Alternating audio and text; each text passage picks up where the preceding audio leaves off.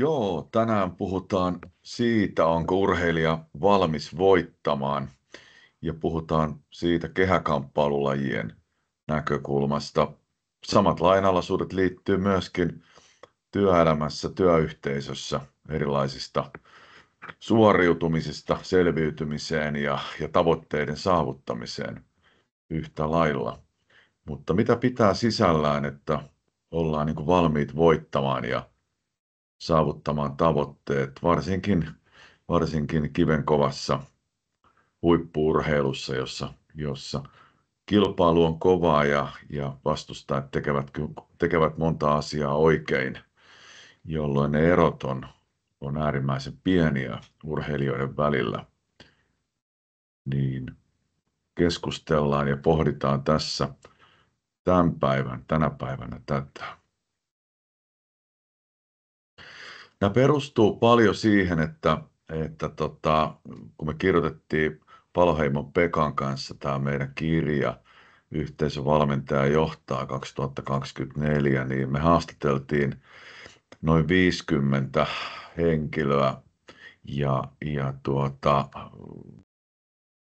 nämä perustuu näiden haastateltavien henkilöiden, jotka oli työyhteisö- ja yritysmaailman, julkisen sektorin, taide-elämän ja kehäkamppailulajien menestyjiä, niin heidän niin kuin ajatuksiinsa siitä, että mitä tarkoittaa, kuinka voitetaan ja mitä tarkoittaa, että päästään niihin tavoitteisiin, mitä pitää tehdä, mitä pitää ennakoida ja ottaa huomioon ja ennen ja sitten sen prosessin aikana. Meillä oli käytössä myöskin paljon kansallisia ja kansainvälisiä artikkeleita ja tutkimuksia, ja sekä tietenkin, että sitten on omiakin muistiinpanoja luonnollisesti. Tässä 29 vuoden valmentajauran aikana tullut, josta plakkarissa on sitten 14 maailmanmestaruutta ja 9 Euroopan mestaruutta, ja sitten valittu Euroopan ja maailman parhaaksi valmentajaksi ja niin edespäin.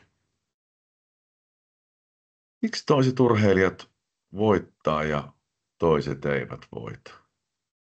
Tämä on kysymys, mihin me törmätään jatkuvasti urheilumaailmassa ja ei tähän yksiselitteistä syytä ei ole, että minkä takia toisilla urheilijoilla on kyky saavuttaa ne tavoitteet. Ja toivon mukaan tämä luento, minkä mä tässä nyt tuon, niin tämä niin tuo ratkaisun tähän, minkä takia toiset urheilijat voittaa, miksi toiset ei voita.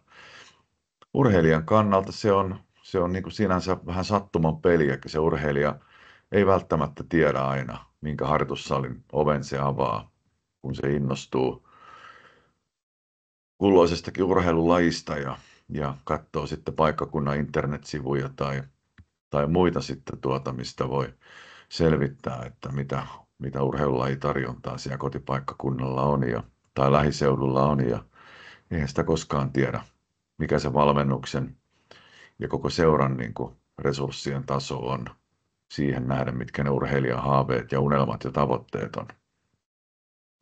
Valitettavasti kehäkamppailulajeissa kohtaa myöskin sellaista, että niin kuin annetaan urheilijoille ymmärtää, että meillä on niin kuin, meidän seurassa pystyy saavuttamaan niitä korkeitakin tavoitteita, mutta sitten kun urheilija lähtee nousemaan sille tasolle tai lähentymään sitä tasoa, niin yllättäen ne resurssit sitten puuttuvatkin ja ne on aina semmoisia niin kuin kurjia, säälittäviä ja vähän harmittaviakin tapauksia, että siinä sitten ne ristiriidat sitten kohtaavat ja ne ei aina niin kuin mukavalla tavalla sitten pääty. Tärkeää on urheiluseuran näkökulmasta se, että annetaan semmoinen jäsenlupaus niille harrastajille, mitä oikeasti kyetään myöskin toteuttamaan. Ja siltä osin urheilija tietää, minkälaiseen seuraan sit on tullut mukaan. Mutta lähdetään käsittelemään sitä tässä, että miksi toiset urheilijat voittaa ja minkä takia toiset urheilijat eivät. Psykologisista tekijöistä niin tahto on yksi määräävimmistä tekijöistä ja kamppailulajeissa, ottelusuorituksissa ja otteluun valmistautumisessa, niin kyllä tahdolla on keskeinen merkitys siihen, miten suoriudutaan. Tahto tarkoittaa niin kuin se urheilijan niin kuin halua ja pyrkimystä saavuttaa se tavoite, mitä kohti ollaan menty tai ollaan menemässä. Se on myöskin tahtoa ja pyrkimystä oppia asioita sen harjoitusprosessin aikana, kilpailuprosessin aikana. Ja se on myös halua ja pyrkimystä kehittyä ja tulla niin kuin paremmaksi, tahto tehdä hyvä suoritus, jonka kautta voittaa ja saavuttaa se tavoite. Harjoitusryhmän yhteinen tahto lisää yksittäisen urheilijan tahtoon. Selkeästi on niin kuin kehäkarhuissa pystytty niin kuin näyttämään, että silloin kun se yhteisö on niin kuin terve, hyvinvoiva ja hyvin voimakas ja siinä on paljon resursseja, niin se sen yhteisö niin kuin, tai vahvistaa sitä yksittäisen urheilijan tahtotilaa. Silloin kun urheilijalla on riittävästi tahtoa, niin pystyy lähes mihinkä vaan. Tämä on niin kuin monessa urheilulajissa pystynyt osoittamaan ja silloin valtava merkitys silloin, kun käydään esimerkiksi kehäkamppailulajeissa hyvin tasaisia otteluita ja ollaan niin kuin taitotasoltaan, nopeuskestävyystasoltaan, voimatasoltaan aika tasaisia, niin jossain määrin se tahtotekijät voi olla hyvinkin niin kuin ratkaisevassa merkityksessä. No, muita tämmöisiä psykologisia tekijöitä sen niin kuin voittamisen näkökulmasta ja sen tavoitteen saavuttamisen kannalta on kehäkamppailulajeissa aggressiivisuus, periksantamattomuus, taktinen kyky otella, ajattelukyky ja sitten rohkeus. Aggressiivisuudella yleensä tarkoitetaan yleensä negatiivisia asioita ja silloin on negatiivinen leima, mutta kehäkamppailulajeissa aggressiivisuus ottelusääntöjen puitteissa käytävässä ottelussa on hyvä. Eli aggressiivisuutta tarvitaan kehäkamppailulajeissa ja se on niin kuin läsnä sitä ottelusuoritusta kaikkinensa. Se kuuluu niin kuin tämmöiseen niin kuin taisteluun, jota kehässä käydään sääntöjen puitteissa.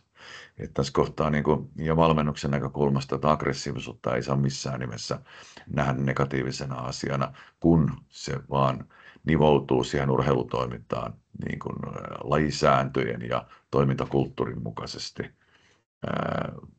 Aggressiivisuus voidaan myöskin nähdä näissä lajeissa väärällä tavalla, josta meillä on myöskin historiasta esimerkkejä. Ja siihen suinkaan niin kannusta ketään luonnollisesti, että se on niin kuin väärää tapaa mennä ja kokea sitä aggressiivisuutta.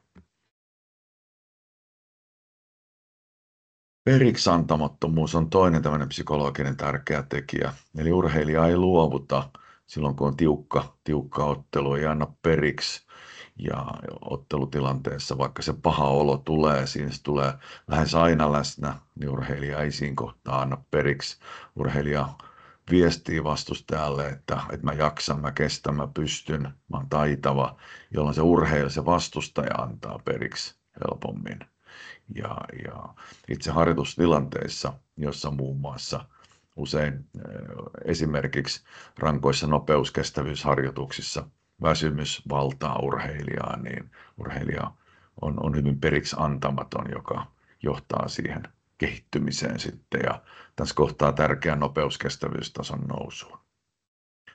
Periksi antamaton urheilija oppii myöskin virheistä ja vastoinkäymisistä eikä lähde tekemään niitä sitten uudestaan, että pyrkii niin kuin päinvastoin niin kuin ratkaisemaan niitä ottelutilanteita, harjoitustilanteita, jossa sitä virhettä tai vastoinkäymistä ei uudelleen enää koeta.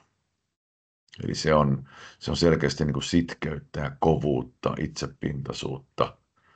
Se on myös sisua, taisteluhalua, jota leimaa tämmöinen määrätietoisuus. Näitä kehäkamppailulajeja yksinkertaisesti vaan vaativat urheilijalta. Tämä on hyvin mielenkiintoinen tämä taktinen kyky ja ajattelukyky, miten se liittyy tämmöisiin niin kuin kehäkamppailulajiurheilijan psykologisiin tekijöihin.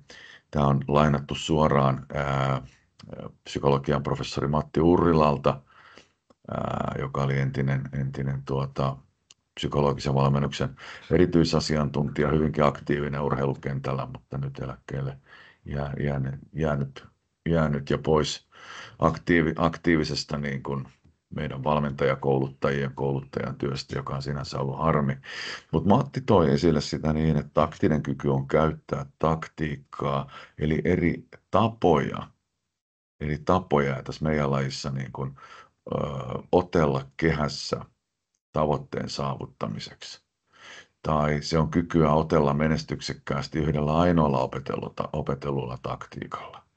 Eli tämmöinen taktiikka on tämmöinen niin kuin strategia, se on sellainen sodankäynnin strategia, se on niin kuin tapa otella, kuinka kehäkamppailuissa käytetään niitä teknisiä asioita, eli tekniikkaa, ja teknisiin asioihin kuuluu iskut, väistöt, potkut, torjunnat, liikkuminen, väistöt ynnä muuta, niin kuinka näitä sovelletaan erilaisissa ottelutilanteissa niin kuin ennalta harjoitellusti, se on sitä taktista kykyä.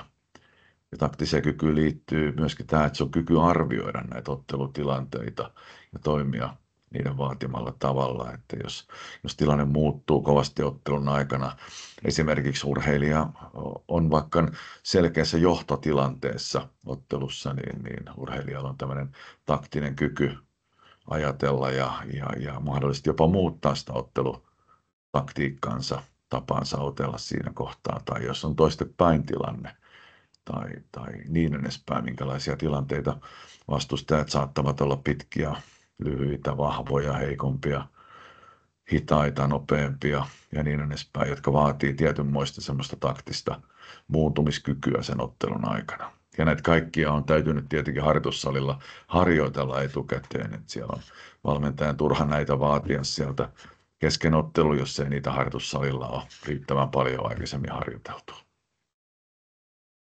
No sitten tämä ajattelu tässä kohtaa viittaa urheilijan kykyyn muodostaa ajatuksia harjoittelun ja kilpailemisen tuomista asioista sekä käyttää niitä erilaisiin ongelmanratkaisuihin ja vahvuuksien kehittämiseen. Matti Urrila totesi usein luennoillaan näin, että urheiluuran aikana tavoitteellinen opiskelu edistää urheilijan urheiluuraakin. Ja sitten ihmeteltiin sitten, että miten tämä nyt voi johtaa, että eikö se nyt ole järkevämpää se urheiluura ensin käydä ja sen jälkeen vasta alkaa opiskelemaan, niin Matti kumosi tämän ja sanoi näin, että silloin kun tämmöinen tavoitteellinen tutkintoon johtava opiskelu tulee tämän urheiluuran rinnalle, niin silloin kaksi asiaa, se kääntää sen urheilijan ajatukset vuorokaudessa välillä pois siitä urheilutoiminnasta ja samaan aikaan se kääntää sen pois semmoisiin asioihin, missä urheilija joutuu ajattelemaan, pohtimaan asioita ja tämmöinen niin kuin kyky reflektoida ja tehdä sitä ajatustyötä, jota tämmöinen tavoitteellinen opiskelu kehittää, niin samaan aikaan kehittää myöskin sitä urheilijan niin kuin psykologisia valmiuksia myöskin urheilutoiminnan näkökulmasta. Ajatteleva urheilija muistaa asioita, oppii, prosessoi tietoa, on myöskin kriittinen, johon täytyy myöskin sen valmennuksen antaa niin kuin myötä, että urheilijan täytyy olla niin kuin psykologinen turvallisuus siltä osin, että urheilija täytyy kyetä ja pystyä olemaan myös kriittinen sitä valmennusta kohtaan.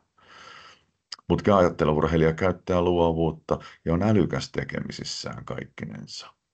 Ja kun eteen tulee ongelma, niin urheilija kykenee niitä ratkaisemaan. Ja jos sillä kohtaa itse siihen ei kykene, niin urheilija kykenee myös keskustelemaan sitten ympärillä olevien muiden urheilijan tai valmennustiimiin kuuluvien kanssa siitä eteen tulleesta ongelmasta ja sen kautta sitten ratkaisemaan se ongelma. No, rohkeushan liittyy selkeästi niin kuin taisteluihin, johon nämä kehäkamppailulajitkin niin kuin liitetään tämmöisiin sääntöjen puitteissa tapahtuvaan rankkojen ja vahvojenkin sääntöjen puitteissa olevaan taisteluun.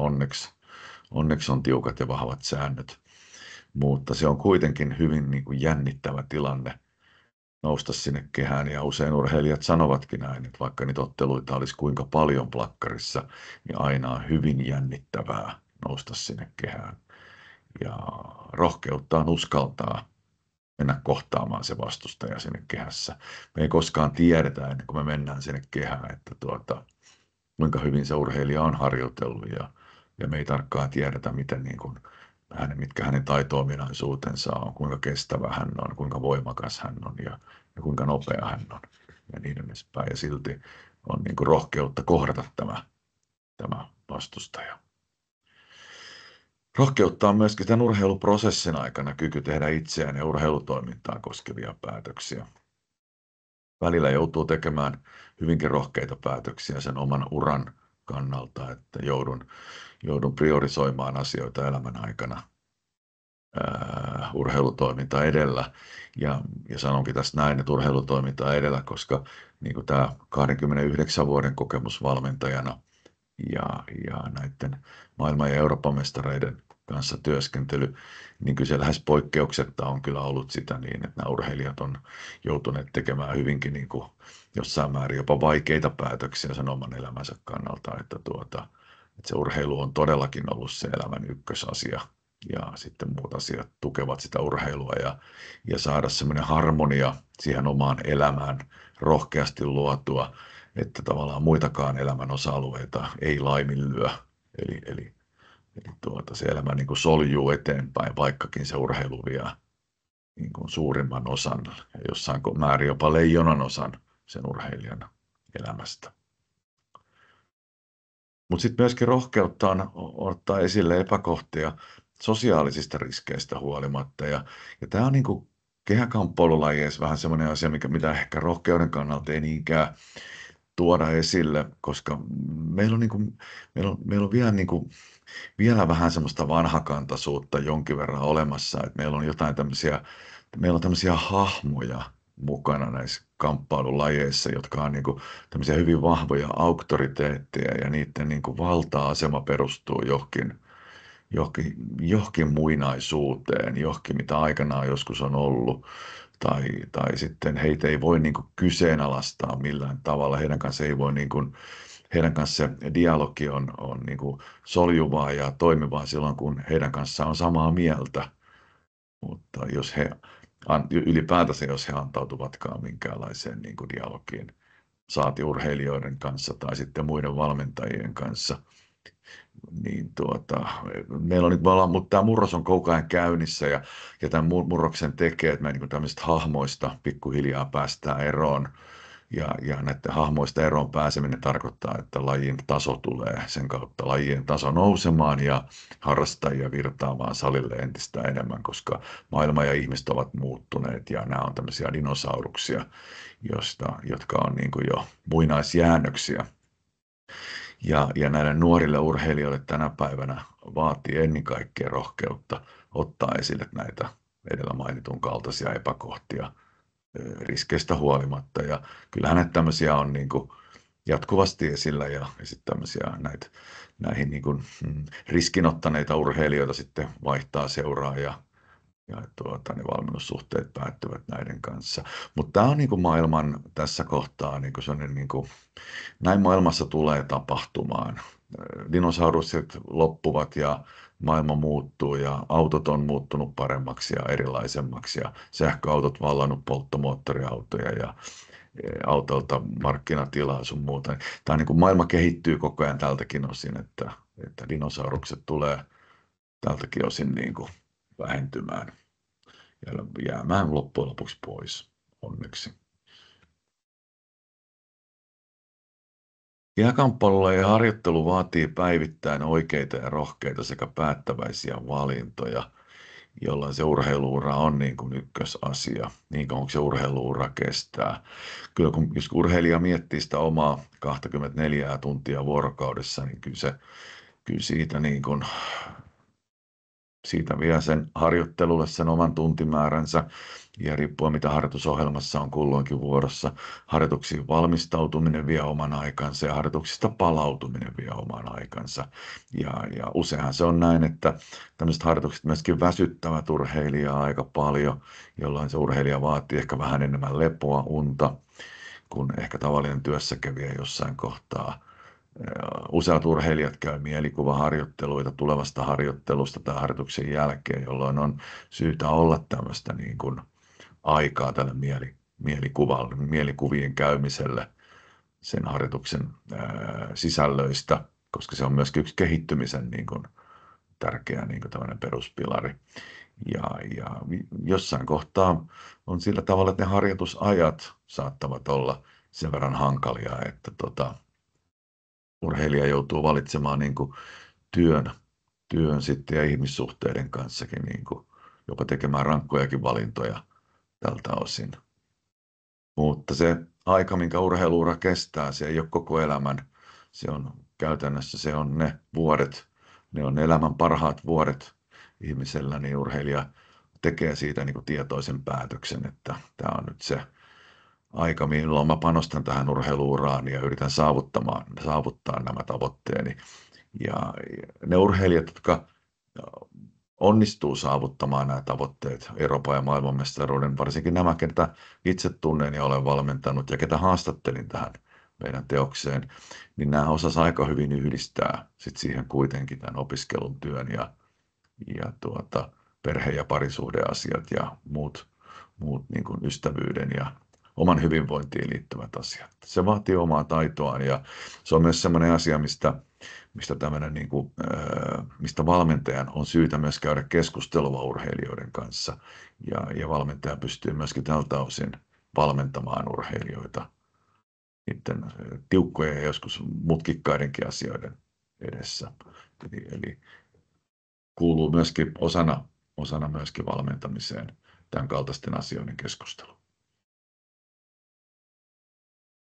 Sosiaaliset tekijät tämän niin kuin voittamiseen on äärimmäisen tärkeät asiat, koska hyvin harvaa mestaruutta ja tavoitteen saavuttamista myöskään kehäkamppailulla, jotka on yksilölajeja, saavutetaan täysin yksin. Ja kyllä täytyy niin kuin lähteä siitä, että nämä urheilijat ja tietenkin ympärillä olevat muutkin henkilöt, niin kyllä niillä täytyy niin kuin sosiaaliset kyvyt olla sen kaltaiset niin, että tämmöinen sosiaalinen kontesti muiden ihmisten kanssa onnistuu.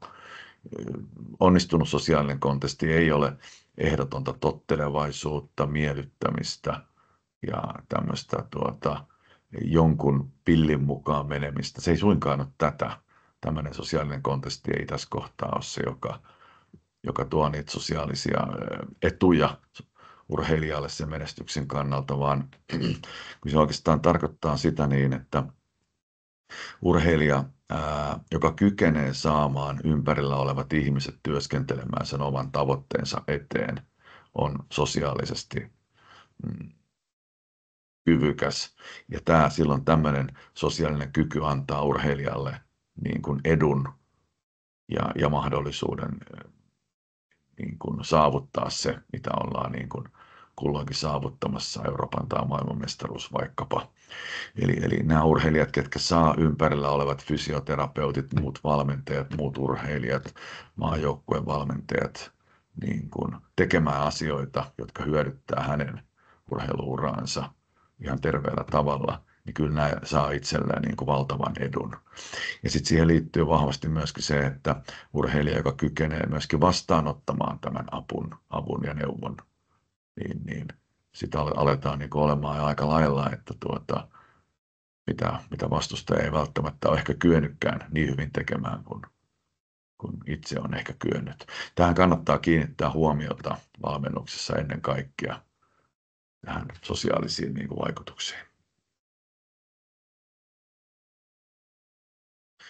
Urheilija harjoittelua eri harjoituskautena hallitsee niin kuin useampi tekijä, ja mä oon tähän nyt nostanut 7 henkilökohtaisesti minun mielestä tärkeitä tekijää, joita niin kuin ehkä ei sillä tavalla käydä niin paljon läpi kuin kun me usein käydään niin kuin taitoa, nopeutta, kestävyyttä, voimaa paljon, mikä tietenkin on tärkeää, mutta niitä siivittää moni muukin asia ja eri harjoituskausilla niin nämä 7 tekijää, jotka hallitsee sitä prosessia vahvasti on ahkeruus, pitkäjänteisyys ja sitkeys, suunnitelmallisuus, omien kykyjen tiedostaminen, haaveet, unelmat ja motivaatio, strateginen ajattelukyky ja laatu kaikkinensa.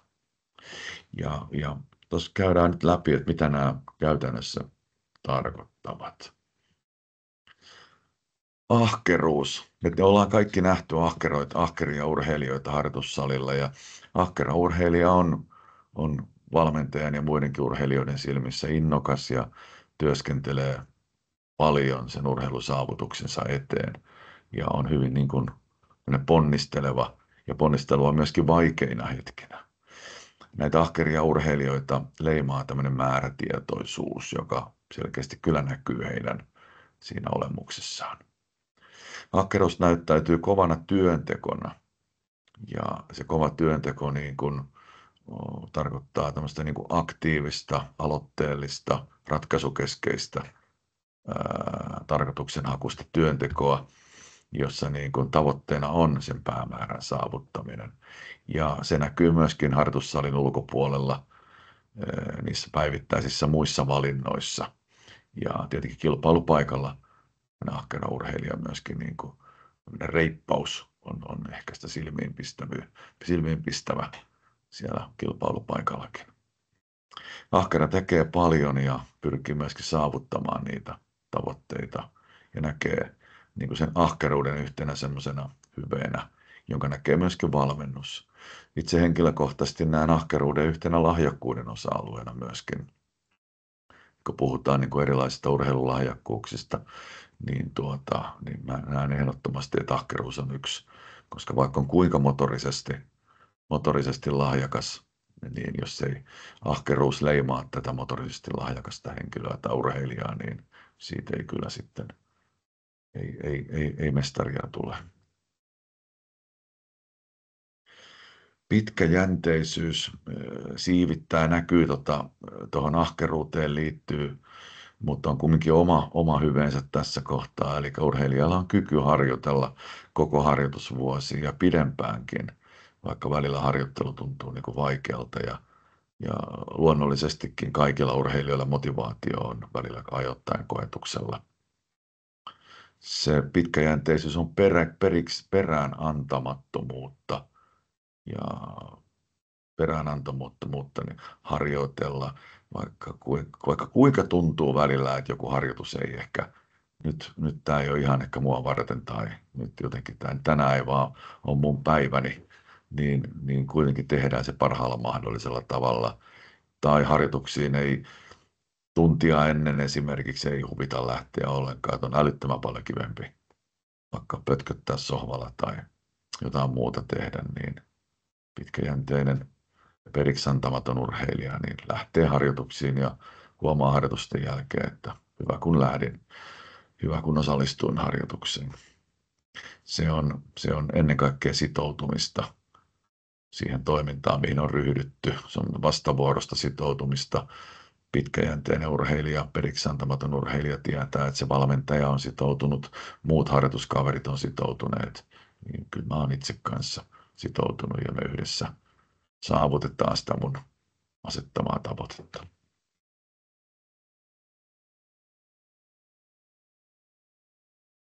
Suunnitelmallisuus tarkoittaa urheilijan ja valmentajan järjestelmällistä ja tarkkaa tämmöistä lähestymistapaa harjoitusohjelmaa ja kilpailuohjelmaa kohtaan. Tätä päivää ei ole enää se, että urheilijat ei tiedä, mitä harjoituksissa on kulloinkin edessä. Tätä päivää ei ole enää se, että meillä on jotkut harjoitusajat jossakin nettisivuilla tai salin seinällä, ja sitten urheilija tietää vaan, koska harjoitellaan. Se on kunto- ja harrasteliikkujille, se on riittävä ja se toimii aivan hyvin. Mutta jos puhutaan niin kuin kilpaurheilusta, saatikin huippu-urheilusta, niin se ei ole enää tätä päivää. Kyllä tänä päivänä urheilijan täytyy tietää etukäteen, niin kuin hyvinkin niin kuin tarkkaan, että mitä tulevassa harjoituksessa mitä harjoituksissa on tulemassa ja mitä on niin kuin, onko tänään nopeutta, onko tänään taitoa, onko voimaa, onko kestävyyttä vai mikä on se harjoituksen aihe ja minkä tyyppisiä menetelmiä tänään käytetään harjoituksissa ja niin edespäin. Että se tarkoittaa sitä niin, että valmentaja on myöskin suunnitellut ne harjoitukset etukäteen, mutta se tarkoittaa myös sitä, että urheilija kykenee käymään sellaista mielikuvaharjoittelua ennen sitä harjoitusta, joka on niin kuin äärimmäisen tärkeä siinä harjoituksen niin kuin suoritumisen kannalta ja sen paremman niin kuin tehon aikaansaamiseksi. Ja urheilija tietää, onko tulossa kovia nopeuskestävyyksiä, tänään kestävyysosuuksia joudut puristamaan, en ehkä syö niin lähellä harjoitusta jo. Tiedän, että tänään joudun laittamaan itseäni koville. Tällaista niin kuin ennakointi. Tänään on taktiikkaharjoitus, mistä mä erityisesti tykkään. Mä yritän soveltaa mun uutta opettelemaani taktiikkaa. On sellainen tietty toiveikkuus ennen ottelua. Tänään on voimaharjoittelua. No mä tiedän, että nämä hauikset pullistuu ja on sellainen kiva tehdä jalkakyykkyä, kun tuntuu pakaroissa hyvältä ja niin edespäin. Että kyllä näillä on niin kuin, täällä on valtavan suuri merkitys nimenomaan tämmöisen niin kuin ajattelevan urheilijan valmentamisen kannalta. Ja se suunnitelmallisuus tarkoittaa tältä osin myöskin tämän urheiluuran niin kuin edistymisen seurantaa ja se on myöskin valmentajan kehittymistä. No, urheilijan omien kykyjen tiedostaminen, niin urheilijalla on kyky niistä omista lahjoista, vahvuuksista ja heikkouksista. Ja urheilija tiedostaa ennen kaikkea ne omat vahvuutensa, joita kykenee hyödyntämään tehokkaasti sit siinä urheilu- ja kilpailutilanteessa. Ja tämä omien kykyjen tiedostaminen on eräs keskeisimmistä menestystekijöistä.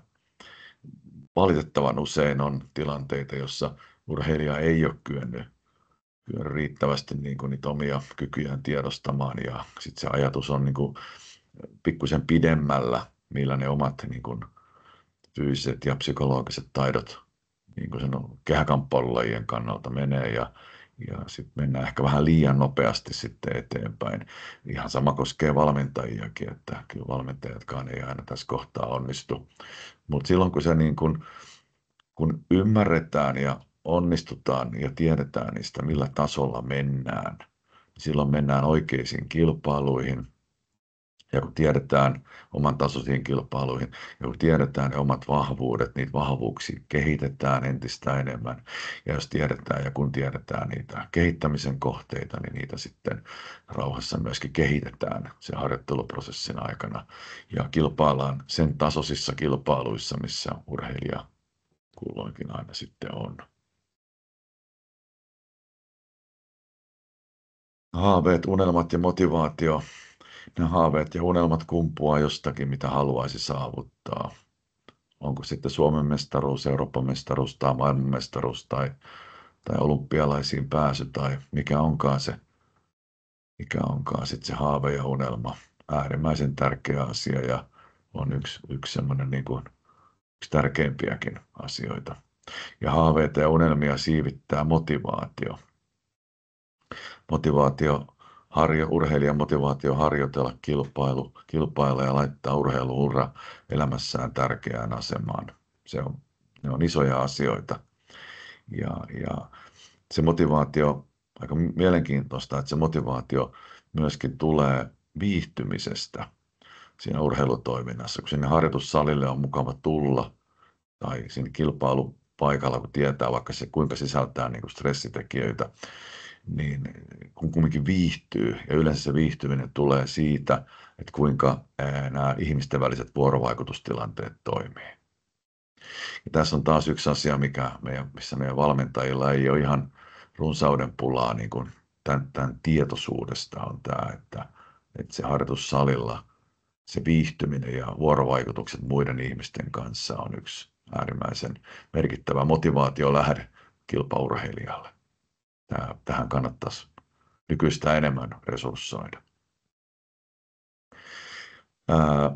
Valmentajan osaaminen sekä vuorovaikutustaidot on hyvin keskeisiä sen motivaation kannalta. Ei valmentaja, jolla ei ole riittävää osaamista täyttää niitä urheilijan haaveita. Urheilija huomaa sen aika nopeasti, unelmia, niin kyllä se motivaatio siinä kohtaa laskee. Ja valmentaja, jolla nämä vuorovaikutustaidot ei ole sivistyneet tai ne muuten vaan ei niin kuin kohtaa tämän urheilijan kanssa, niin kyllähän se laskee sitä motivaatiota siihen urheilutoimintaan. Ja sekä muut käytettävissä olevat resurssit, onko niin kuin riittävästi aikaa, onko rahaa, esimerkiksi onko toimintaympäristö riittävän laadukas ja näin edespäin, niin vaikuttaa paljon. Ja sitten ennen kaikkea tämä harjoitusyhteisössä koettu yhteisöllisyys luo sitä motivaatiota harjoitella. Eli silloin kun valmentaja kykenee jakamaan sitä omaa valtaansa sille harjoitusyhteisölle, muille siellä toimiville, niin aletaan pääsemään niin kuin ensimmäisiin peruspilareihin, millä tavalla yhteisöllisyys voi muodostua. Se yhteisöllisyys ei muodostu koskaan sinne harjoitussalille, jos se valmentaja pitää kiinni kaikista langoista, päättää kaikki asiat ja puuttuu joka ikiseen asiaan, mikä siellä harjoitussalilla toteutuu ja tapahtuu. Ja aina sanoo viimeisen sanan, niin siellä yhteisöllisyydestä ollaan hyvin kaukana koko ajan. Silloin se yhteisö ei tuota semmoista voimavaraa ja voimaa sille yksittäiselle urheilijalle.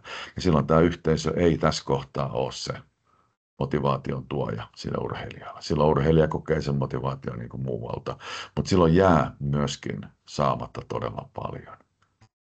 Eli tässä kohtaa valmentajan ehdottomasti täytyy niin kuin käydä itsensä kanssa keskustelu siitä, että kuinka paljon mä oon valmis luopumaan, kuinka paljon mä oon niin kuin valmis luottamaan muihin ihmisiin ja heidän osaamiseensa ja kuinka lailla mulla on kyky johtaa ja jakaa sitä osaamista ja oppia koko ajan myöskin muilta valmentajilta, tuomareilta, urheilijoilta, ennen kaikkea urheilijoilta oppia niissä harjoitustilanteissa ja kuinka mä saan nämä urheilijat myöskin kehittämään toinen toisiaan. Se kaikki ehdoton totuus ei ole minulla valmentajalla. Niin tämän niin kuin oivaltaminen, niin tämä on, niin kuin voi käynnistää sen yhteisöllisyyden, jos se on käynnistyäkseen, mutta näissä muissa sitten näissä valmennuksissa ja koulutuksissa, joita mä tänne nettiinkin laitan, niin mä käyn sitä yhteisöllisyyttä sitten tarkemmin läpi. Sitten tämmöinen strateginen ajattelu, niin tämä on, niin kuin, mä nostin sen takia tähän näin, että tuossa meidän kirjassakin niin kuin huomattiin, tämä tuli niin kuin itsestään, kun me haasteltiin näitä valmentajia ja urheilijoita ja sitten näitä työyhteisössä menestyviä henkilöitä. Eli mitä tämmöinen strateginen ajattelu liittyy tähän näin? Se on tässä kohtaa urheilijan kykyä suunnitella elämänsä urheilun ympärille, jota ollaan tässä jo puhuttu, ja kyky toteuttaa pitkänä aikavälin tavoitteita, ja se on sopeutumista erilaisiin harjoitus- ja kilpailutilanteisiin. Tämä ei ole ihan helppoa kaikkinensa tätä elämää yhdistää tähän, niin kuin varsinkaan silloin, kun puhutaan huippu-urheilusta, kun noustaan sinne kansainvälisille areenoille. Tämä ei ole aina kaikkein helpointa. Ja tämä pitää sisällään tämä strateginen ajattelu, että urheilijalla on tämmöinen kokonaisnäkemys siitä elämästään ja urheilutoiminnastaan. Urheilija kykenee katsomaan sitä omaa elämäänsä, urheilutoimintaansa, ajoittain ylempää niin kuin lintuperspektiivistä, ja samoin hän kykenee katsomaan sitä ihan suoraan silmästä silmään, eli kahdesta paikkaa, ja silloin oivaltaa se, että missä kohtaa että mun elämää tällä hetkellä tämä urheilu on, ja miten tämä urheiluura tässä kohtaa niin kuin mun elämässä niin kuin soljuu. Ja se tarkoittaa sitä, että urheilija kykenee ennakoimaan ulkoisia asioita, joita esimerkiksi kilpailut tuo tullessaan. Painonpudotukset on yksi sellainen niin kuin valtavasti sitä päivittäistä elämää muuttavia asioita, kun painonpudotusprosessi alkaa ennen kilpailutapahtumaa esimerkiksi tai kovat otteluharjoitukset, jotka tuo kolhuja ja niin edespäin. Urheilija on jatkuvasti luova ja innovatiivinen luomaan uutta, johon tämä sitten tietenkin tämmöinen yhteisöllinen valmennus ja harjoitusympäristö myöskin sitten ruokkii sitä.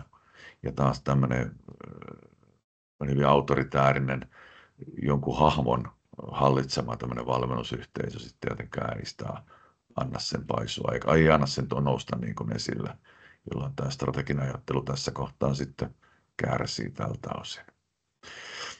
Strategisesti ajatteleva urheilija on joustava ja oppii yksilönä sekä on osa aktiivista oppivaa harjoitusryhmää. Minä on hyvin tärkeä asia urheilijalle. Urheilijan täytyykin olla minä, mutta se ei siinä ryhmässä. Silloin kun ryhmässä halutaan harjoitella ja ryhmä nähdään semmoisena voimavarana, niin silloin se minä on usein me. Ja se minä tulee siinä sitten mukana. Vahvasti tämmöinen minä on joustamattomuutta ja se ei niin kuin, silloin se harjoitusryhmä ei ole osa semmoista aktiivista oppimista sen urheilijan elämässä, vaan se tavallaan jälleen taas tämä yhteisöllisyyteen liittyvät niin kuin tämmöisen sosiaalisen pääoman tunnusmerkit, jotka urheilijasta niin kuin kumpuaa, niin silloin tämmöinen joustavuus ja kyky muiden kanssa harjoitella ja työskennellä niin on osa tätä ajattelukykyä, jolloin urheilija myöskin kannustaa ja inspiroi muita harjoitusryhmän jäseniä.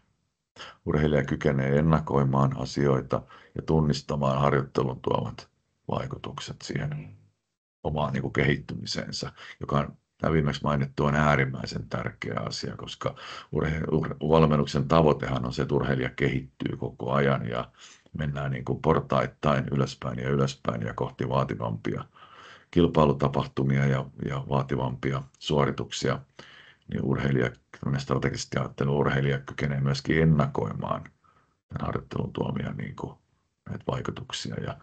Ja tässä kohtaa taas kehotan tähän mielikuvaharjoitteluun myöskin käyttämään aikaa. Matti Urrila, psykologian professori Matti Urrila, joka oli aikanaan munkin tämmöinen niin kuin oppi-isä ja keneltä mä oon niin kuin paljon oppia ammentanut, niin puhui niin kuin laadusta ja että urheilijan niin kuin kaikkea tekemistä leimaa laatu. Eli asiat suunnitellaan ja toteutetaan mahdollisimman hyvin. Huonosti hoidettuja tai puolinaisesti jäätyjä asioita ei hoideta ja puolinaisesti ei osallistuta. Ja se kyllä tarkoittaa sitä niin, että välillä valmentajana joutuu tekemään niin kuin ikäviäkin ratkaisuja siltä osin niin, että tämmöisten henkilöiden kanssa, niin kuin, tämmöisten henkilöiden ottaminen siihen lähelle urheilijaa, jotka hoitaa asioita puolinaisesti tai joiden toimintaa ei leimaa laatu, niin siinä valmentajan täytyy käyttää sitä johtajuutta ja sitten saada tämmöiset niin kuin pysymään riittävän etäällä urheilijasta. Laatu on urheilijan ympärillä olevien tahojen semmoista niin kuin osaamista, sanansa pitämistä, sovitusti tekemistä ja vilpittömyyttä. Se on semmoista yhteistyökykyä ja niin edespäin, jolloin se urheilija on siinä niin kuin keskiössä ja kaikilla on vilpitön halu parantaa sen urheilijan urheilusuoritusta, jonka kautta sitten saadaan aikaiseksi hyvä sitten suoritus. Kehässä käytävä ottelusuoritus on äärimmäisen vaativa ja siihen vaikuttavista tekijöistä hallitsee muun muassa ottelun onnistunut fyysinen valmistautuminen. Ja tämä fyysinen valmistautuminen on ihan kaikki kaikessa, että on tehty oikeita asioita. Riittävän niin kuin harjoitusohjelman mukaisesti on tehty ne perusasiat kuntoon, on tehty valmistavat asiat kuntoon ja on päästy kilpailua ennen sitten herkistämään se ottelukunto semmoiseksi, että me ollaan niin kuin parhaassa mahdollisessa kunnossa, kun me mennään siihen otteluun. Toinen, mikä vaikuttaa, on aikaisempi menestys tai menestymättömyys. Kyllä se hyvät suoritukset ruokkii hyviä suorituksia, jolla on niin kuin iso merkitys. Ja jos urheilija on kokenut harjoituksissa hyviä suorituksia, jota myöskin valmentaja on kyennyt sanottamaan, joka on niin kuin luonut tämmöistä menestystä ja sitten on tullut aikaisemmissa kilpailuissakin menestystä, niin onhan sillä niin kuin vaikuttava tekijä. Tämmöinen suhde valmentajaan ja siihen ympäristöön, missä niin kuin harjoitellaan, mutta myöskin suhde muuhun elämän ympäristöön urheilijan kokonaisuudessaan, niin sen urheilijan niin kuin kokonaisvaltaiseen ympäristöön tämä suhde, niin sillä on valtavan suuri merkitys. Se on ihan selvä juttu, jos valmentajan kanssa suhde ei ole täysin, niin kuin luottamus ei siivitä, ja sivistyneisyys ei siivitä sitä urheilijavalmentajan välistä suhdetta, niin se vaikuttaa ottelusuoritukseen. Mutta siihen vaikuttaa myöskin paljon se, että mikä se urheilijan tilanne sillä hetkellä elämässä on, niin kuin töiden, opiskelujen ja parisuhteiden ja näiden suhteen. Koettu terveydentila ehdottomasti, sairaana ei voi lähteä kilpailemaan, ja jos sairaus on ollut juuri vähän aikaa sitten ennen kilpailua, niin siinä pitää tarkkaan harkita, että ollaanko riittävästi kuntouduttu tai niin edespäin. Tai jos joku vamma tai loukkaantuminen on ollut, niin ollaanko päästy tekemään niin kuin riittävän pitkä ehjä jakso terveenä sitä harjoittelua, jolla urheilija kokee olevansa niin kuin valmis. Ja tähänkin auttaa paljon se, että on urheilija ja valmentajan välillä on tämmöinen dialoginen luottamuksellinen suhde, jolloin urheilija uskaltaa ja kykenee myöskin tuomaan esille sitten niin kuin myöskin niitä asioita, että jos ei ole kykenevä tällä hetkellä vielä kilpailemaan, että ei koe semmoista varmuutta, joka on myöskin tämmöistä psykologista vahvuutta. Ja tämä psykologinen vahvuus on oikeastaan sitä, mitä me äsken tuossa käytiin jo aikaisemmin läpi. Kehäkamppailuottelijan kannattaa opetella säätelemään omia tunnetilojaan ja sitä aktiviteettitasoaan sekä keskittymistään. Niitä pystyy hyvin alkaa, niin kun niitä tiedostaa etukäteen, niitä tunteita, erilaisia tunnetiloja, mitä niin kun otteluun valmistautuminen, kilpailupaikalla oleminen vaatii, kehään meneminen vaatii, minkälaista keskittymistä se vaatii, minkälaista aktiviteettitasoa kulloinkin vaatii.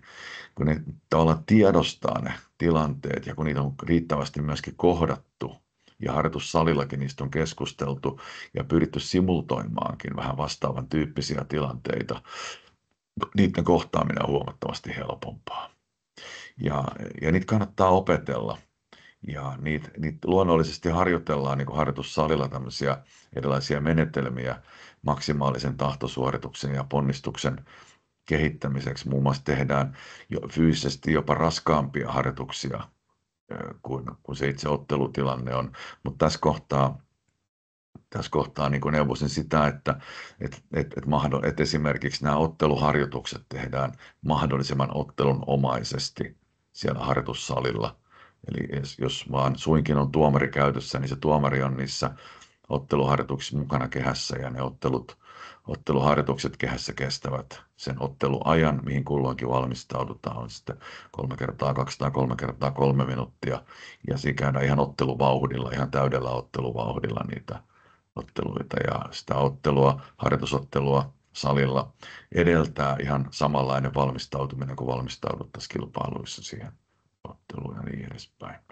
Mutta sitten näiden lisäksi vielä niin tämmöinen mielikuvaharjoittelu on hyvin keskeisessä roolissa ja tästä mielikuvaharjoittelusta niin mä suosittelisin ehdottomasti Jyväskylästä Liukkosen Jarmon 2017 Psyykkinen vahvuus -kirjan lukemaan tai kuuntelemaan. Siinä käydään tätä psyykkistä vahvuutta niin kuin hyvinkin tarkasti ja oikealla tavalla läpi ja siinä Jarmo antaa hyviä vinkkejä mielikuvaharjoittelun käyttämiseksi, jotka sopii hyvin myöskin kehäkamppailulajeihin.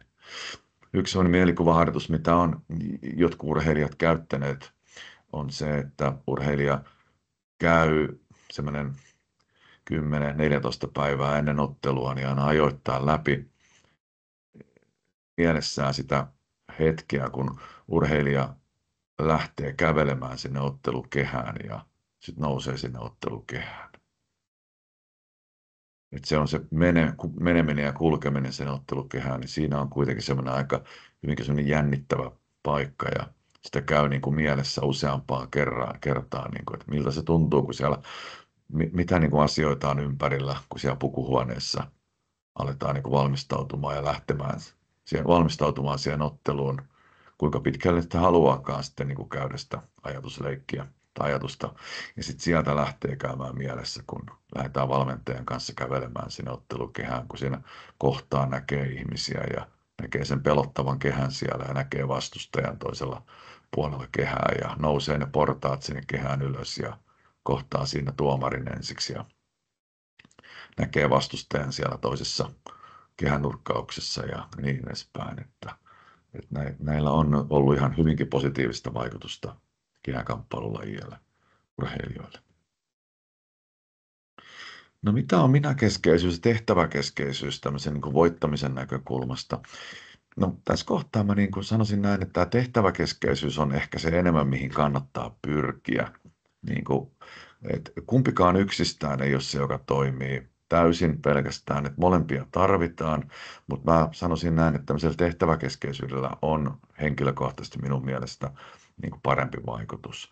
No, tämä tarkoittaa sitä, että minäkeskeisyys on sitä, että urheilija tekee ja valmentaja tekee tämmöistä normatiivista vertailua muihin painosarjan urheilijoihin, ja se urheilijan hyvyys tai huonous aina mitataan sen mukaan, että kuinka hän pärjää sille kulloisellekin painosarjaurheilijalle, ketä kohtaan on tehty tämä vertaaminen.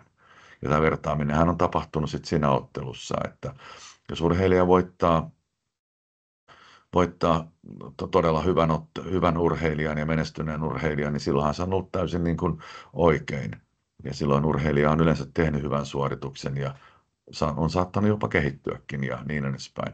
Mutta jos urheilija voittaa samoissa kilpailuissa vaikka arvonnan tuloksena äärimmäisen huonon ottelijan tai sinne tulleen urheilija, joka todellakaan ei kuuluisi niihin kilpailuihin tai siihen painosarjaan ei ole tullut kuin 2 urheilijaa tai maksimissaan 3 ja voitetaan sitten se Euroopan mestaruus tämmöisellä yhdellä ottelulla, jossa se painosarjan taso on sinä vuonna ollut poikkeuksellisesti aika heikko, niin silloinkin tämmöinen minäkeskeisyys tarkoittaa, että ollaan hyvinkin tyytyväisiä sen urheilijan suoritukseen.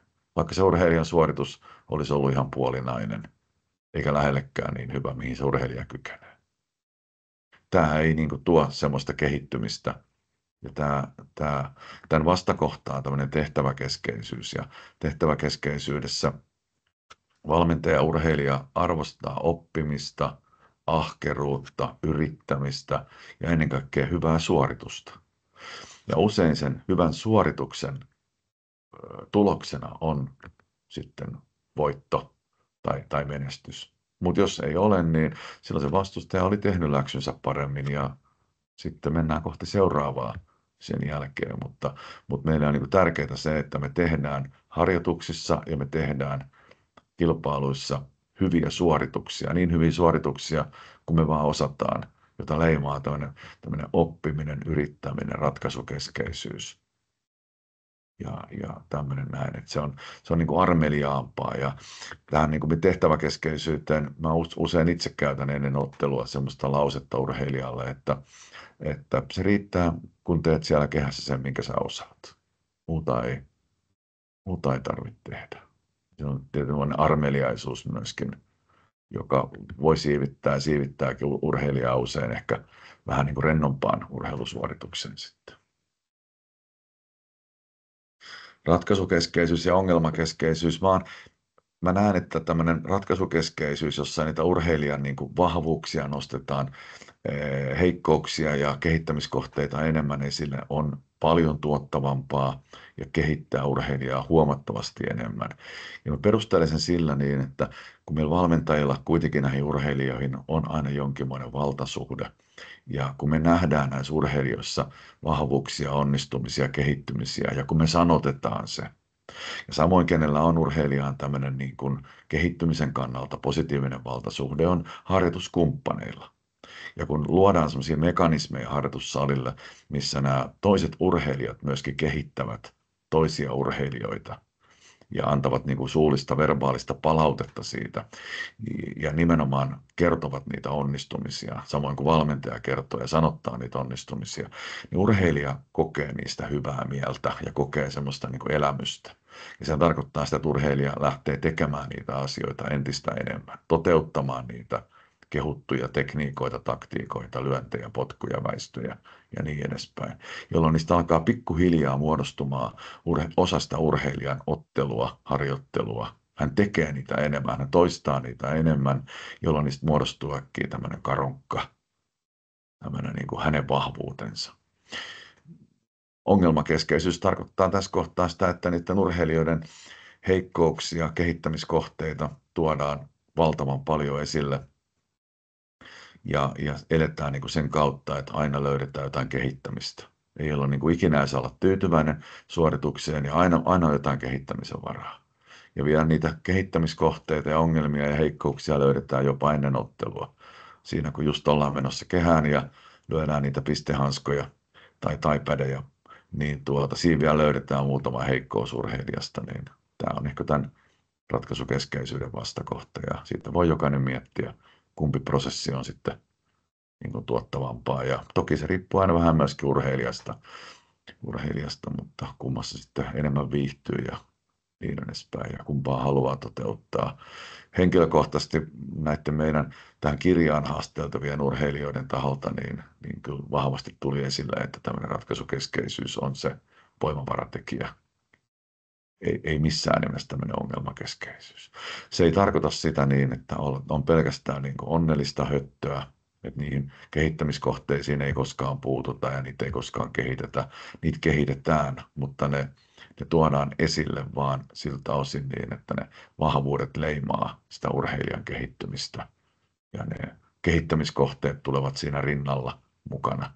Ja näitä urheilijoita kannattaa tuntea myöskin sen verran hyvin, että millä tavalla nämä kehittämiskohteet näille urheilijoille sitten niin kuin ilmaistaankin ja miten se kehittäminen käydään sitten läpi näiden kehittämiskohteiden osalta. Urheilijat vähän eri lailla kokevat sitä, koska mä en usko ollenkaan tämmöiseen hampurilaismalliin valmennuksissa, koska silloin kun sen kahden hyvän asian välissä on yksi kehittämiskohta, niin kyllä nämä kaksi hyvää asiaa unohtuu saman tien. Se urheilija alkaa vaan miettimään sitä valmentajan sanottamaa kehittämiskohdetta. Mutta kun sen osaa oikealla tavalla ilmaista, niin ja sen tuoda esille se, mitä kannattaa kehittää, niin se asia on, niin kun, silloin se kehittäminen, silloin se ongelmakin poistuu ja urheilija oivaltaa niin, että tätä asiaa mun täytyy tässä kohtaa vähän parantaa, kun ne vahvuudet kumminkin hallitsevat sen urheilijan sitä valmennus- ja kehittämisprosessia niin kuin valtavalta osin. Käytettävissä olevat valmennuksen resurssit sanelee käytännössä menestymisen ja menestymättömyyden. Ja mä näistä resursseista tässä kohtaa ottaisin oikeastaan pari kappaletta. Yksi on aika. Valmentaja, joka kuvittelee, että riittää, kun mä 3 kertaa viikossa käyn salilla, niin mä valmennan menestyviä huippu-urheilijoita, niin on väärässä kuvitelmassa. Se ei riitä, missään nimessä riitä. Harjoitussali ja seura, joka kuvittelee niin, että 3 harjoitusta viikossa riittää, että enempää harjoitusvuoroja ei tarvitse, niin on väärässä, ei tulla saavuttamaan ainakaan kirkkaimpia kansainvälisiä menestyksiä, ei ollenkaan. Ja silloin, jos ei ole käytettävissä riittävästi rahaa leireillä, kilpailla, ulkomailla, kotimaassa, niin kyllä sekin on niin kuin yksi menestyksen niin kuin este. Eli kyllä se tarkoittaa sitä niin, että kun lähdetään tähtäämään tuonne hyvin korkealle Euroopan ja maailmanmestaruuskilpailujen olympiatasolle, niin silloin niitä harjoitusvuoroja pitää olla paljon, pitää olla joka päivälle käytettävissä, pitää olla riittävästi rahaa urheilijan tai urheiluseuran tilillä, jotta me pystytään testit, leirit, kilpailumatkat ulkomailla, kotimaassa, riittävät varusteet hankkimaan ja niin edespäin. Ja valmentajalla pitää olla valtavasti aikaa. Ihan käytännössä, kun tavoitellaan tätä edellä mainittua tasoa, niin se tarkoittaa sitä, että valmentaja on joka päivä valmentaja. Joka ikinen päivä valmentaja. Ei missään nimessä ei onnistu, että mä suljen korvani valmennustyöltä, koska sen fyysisen valmennuksen lisäksi, mitä harjoitussalilla tapahtuu, niin siihen liittyy valtava määrä puhelinkeskusteluita, sähköposteja, WhatsAppeja, ynnä muita, ynnä muita. Kyllä se on, ja on paljon muuttuviakin tilanteita, vaikka kuinka ollaan suunnitelmallisia, niin paljon tulee muuttuvia tilanteita. Siihen liittyy paljon myöskin ulkomaan päiviä. Pitää pystyä olemaan useampi 10 päivää vuoden aikana ulkomailla. Usein ihmisille ei ole lomia edes niin paljon. Niin, kun lähtee tämmöiseen kansainväliseen huippu-urheiluun mukaan ja antaa urheilijalle tämmöisiä signaaleita, että mun kanssa sä voit saavuttaa jonkun tämmöisen, niin tässä valmennuksen täytyy ehdottomasti miettiä nämä resurssit. Onko mulla riittävästi siihen aikaa? Onko meillä riittävästi rahaa? Onko meillä riittävästi harjoitusvuoroja? Ja sitten, mikä on kaikkein tärkein asia, onko valmentajalla riittävästi osaamista? Jos osaamista ei ole riittävästi, niin onko valmentajalla aikaa, rahaa, halua kouluttautua tai aikaa, halua, rahaa verkostoitua itseään parempien tai menestyneempien valmentajien kanssa? Nämä kaikki on nämä on kaikki asioita, jotka liittyy tämmöisiin valmennuksen resursseihin. Jos ei ole rahaa, niin silloin jonkun täytyy alkaa sitä rahaa vaan taikomaan siihen organisaatioon. Eli silloin kumppanuuksien hankkimista tai mitä tekeekään sitten lisää harrastajia, seuraajia, harrastajat maksavat sitten toiminnasta aiheutuvat kilpailulliset kustannukset, vai mikä se on sitten se tapa, mutta kyllä nämä resurssit täytyy vaan olla kunnossa ja mä en tiedä, kuinka paljon näitä sitten muualla mietitään, mutta kyllä nämä on semmoinen asia, sit kun noustaan sille kansainväliselle tasolle ja lähdetään tavoittelemaan niitä kirkkaimpia, niin nämä tulee itsestään esille. Ja olen nähnyt kyllä tapauksia, joissa tämä on tullut märkärätti joidenkin valmentajien tai urheilijoiden kasvoille. Ja väli tuntuu pahalta, koska nämä olisi voitu ennakoida. No taito kehäkamppoilajeissa on määräävin fyysinen tekijä johtuen siitä jo meidän lajimääritelmästä. Eli potkunyrkkeily ja nyrkkeily ovat taitolajeja, jota nopeuskestävyys hallitsee. Jos meillä on 4 fyysistä kykyä, meillä on taito, nopeus, kestävyys ja voima, niin taidon merkitys huippusuorituksessa on kaikkein suurin. Se on lähes puolet enemmän, mitä on seuraava. Ja seuraavana tulee nopeus, sen jälkeen tulee heti siinä nopeuden jälkeen hyvin lähellä kestävyys ja sitten siitä kaikkein vähäisimpänä on voima. Kaikkia kumminkin tarvitaan, mutta selkeästi tämä lajimääritelmä, eli nyrkkeily ja potkunyrkkeily ovat taitolajeja, jota nopeuskestävyys hallitsee, niin kertoo sen harjoittelun painopisteen.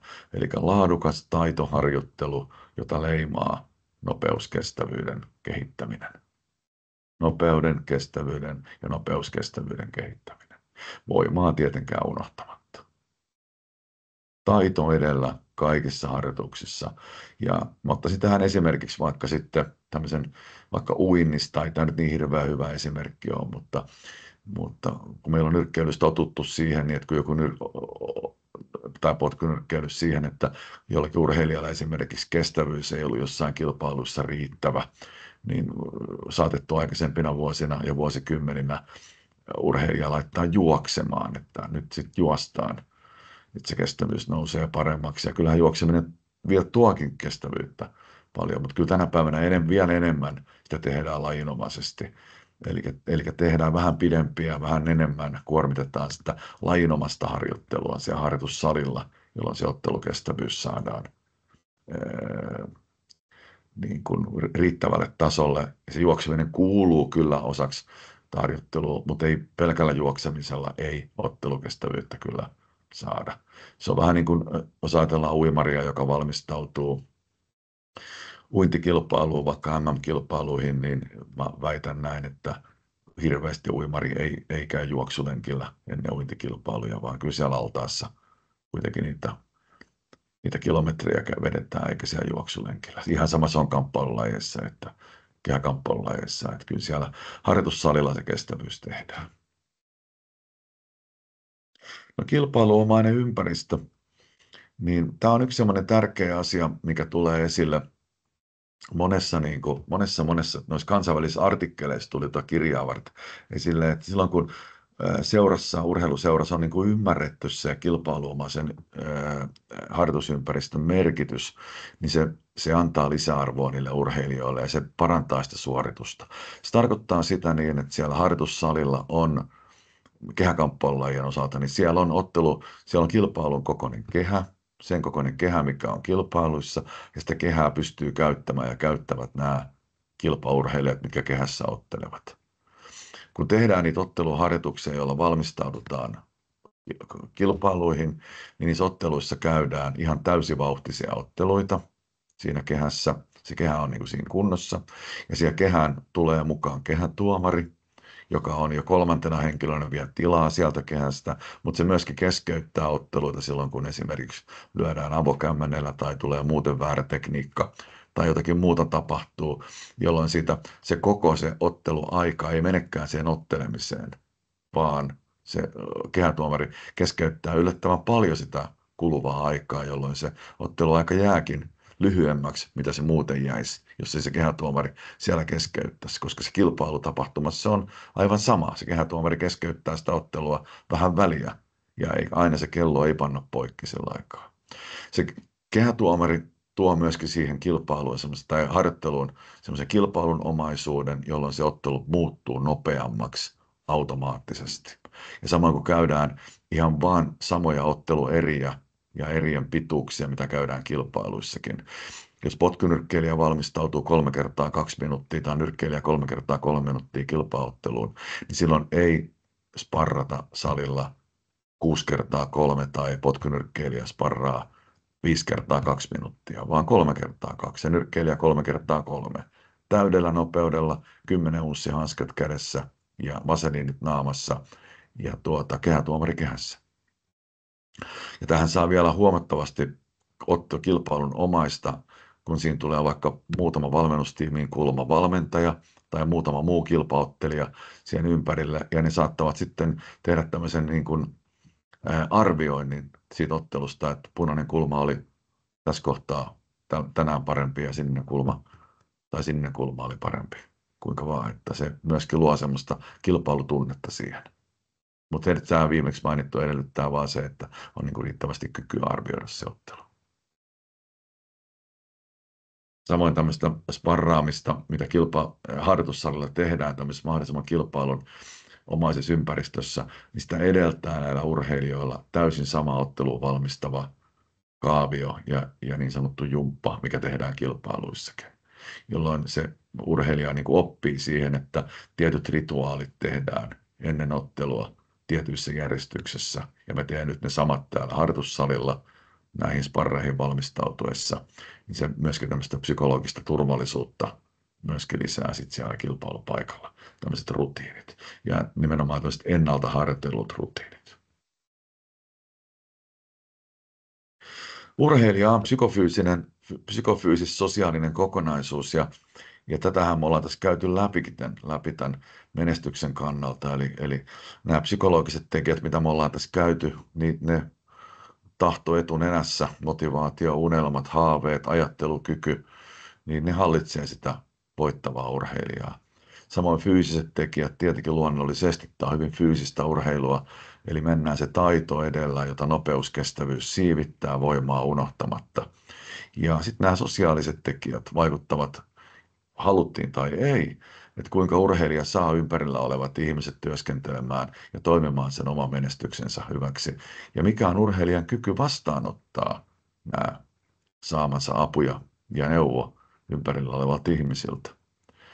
Ja se on tämmöinen niin kuin psykofyysis-sosiaalinen kokonaisuus tämmöisen niin kuin urheilutoiminnan näkökulmasta, johon liittyy vielä lisäksi nämä taustatekijät, että on käytettävissä riittävästi osaamista, aikaa, rahaa, harjoitusvuoroja, välineistöä, ulkomaanpäiviä ja niin edespäin. Niin nämä alkaa tekemään semmoisen kokonaisuuden, että silloin kun tämä kokonaisuus niin kuin on luotu urheilijan ympärille, ja tämä niin kuin palvelee urheilijaa, niin silloin meillä on suuri vaara siitä, että urheilija saattaa menestyä ja jopa saavuttaa sen tavoitteensa. Ja varsinkin mitä korkeammalle tasolle mennään, niin sen merkitys on vielä suurempi. Mutta tähän liittyy vielä yksi asia tämän psykofyysis-sosiaalisen kokonaisuuden lisäksi, jonka mä äsken tuossa mainitsin, on harjoitus- ja valmennusyhteisö ja sen niin kuin tuoma voima. Se on mittaamaton. Se on mittaamaton.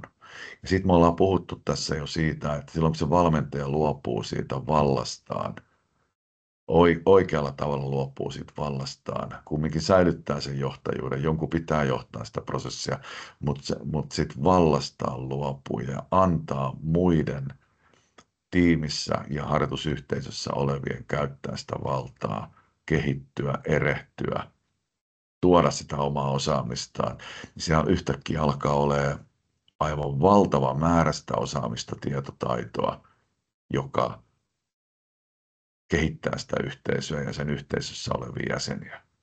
Ja kun vielä muistetaan hyödyntää nämä urheilijat kehittämään toinen toisiaan, luodaan sellaisia mekanismeja, esimerkiksi otteluharjoitusten jälkeen, sparrien jälkeen harjoitussalilla, varataan siihen riittävästi aikaa ja videokameroita, jossa urheilijat pääsevät itse käymään sitä ottelua läpi toisen urheilijan kanssa ja kehittää sitä toista urheilijaa. Harjoitellaan niin, että urheilija kehittää tätä mun harjoitusvastustajaa tämän videolta tämän ottelun jälkeen. Ja siihen valmentaja ei mene siihen ympärillä. Käytännössä ei mene ollenkaan, koska jos valmentaja menee siihen, niin se tarkoittaa sitä, että ne urheilijat ei ehkä niin avoimesti kerro asioita, mitä ne haluaisi muuten kertoa. Se valmentajan valtasuhde on kuitenkin aina sen verran kuitenkin korkealla, että pysyy niin kuin pois sieltä ja taas niin kuin antaa sitten luottaa niihin urheilijoihin ja niiden niin kuin jakamaan sitä tietoon toinen toisilleen, jolloin se yhteisö alkaa niin kuin olemaan, se alkaa voimistumaan ja se yhteisö alkaa tuottamaan sen jäsenilleen semmoisia asioita, mitä se yksittäinen valmentaja ei kykene yksistään tuottamaan luonnollisestikaan, ja valmentaja luopuu siitä, että se kaikki ehdoton totuus on niin kuin minulla itselläni, vaan se ehdoton totuus ja voima ja osaaminen on tällä meidän porukalla, jotka tekee tätä kilpailu- ja urheilutoimintaa täällä meidän seurassa. Me ollaan Pekan kanssa kirjoitettu tämä kirja Yhteisövalmentaja johtaa ja sitä on myyty todella hyvällä menestyksellä, että niitä ihan kovakantisia kirjoja ei ole enää kauheasti jäljellä. Se ensimmäinen painos on lähestulkoon myyty, mutta se on nyt äänikirjana myöskin kaikissa kirjatoistopalveluissa, että kannattaa sieltä ladata, jos tämän kaltainen nämä asiat kiinnostaa enemmänkin. Ja siinä tuodaan myöskin tätä henkilöstön johtamista, myöskin tämmöistä henkilöstövalmentavaa johtamista myöskin niin kuin työyhteisön näkökulmasta. Eli siellä niin kuin kehäkamppailulajien valmennus, tämmöinen yhteisöllinen valmennus ja tämmöinen valmentava johtaminen työelämässä, niin kuin tässä kirjassa lyövät kättä. Ja me Pekan kanssa pidetään myöskin tämmöisiä työyhteisövalmennuksia tästä aiheesta, että jos meitä kiinnostaa kuunnella enemmän, niin ottakaa yhteyttä.